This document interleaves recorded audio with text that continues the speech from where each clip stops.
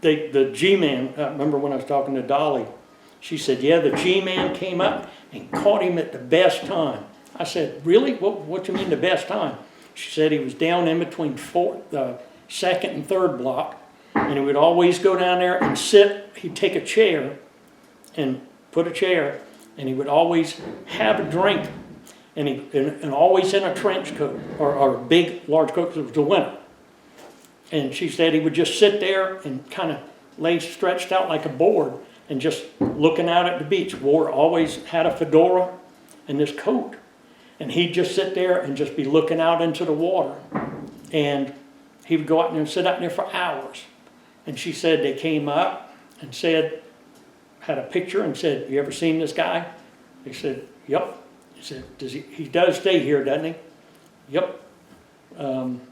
Well, we're just going to tell you we're going in. So they, go ahead. So they already knew that he had already gone down, but they weren't sure if he'd had an accomplice in the place. Apparently they had already got him, grabbed him. They went in and actually searched the room and came out and took all his stuff. And they said, that Trigger Burke, I think they called him, I can't remember what his name was, but Trigger Burke, that was him.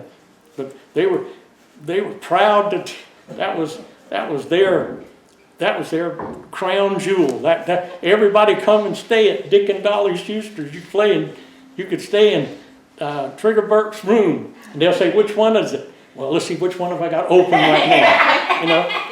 Everybody wanted to stay in Trigger Burke's room.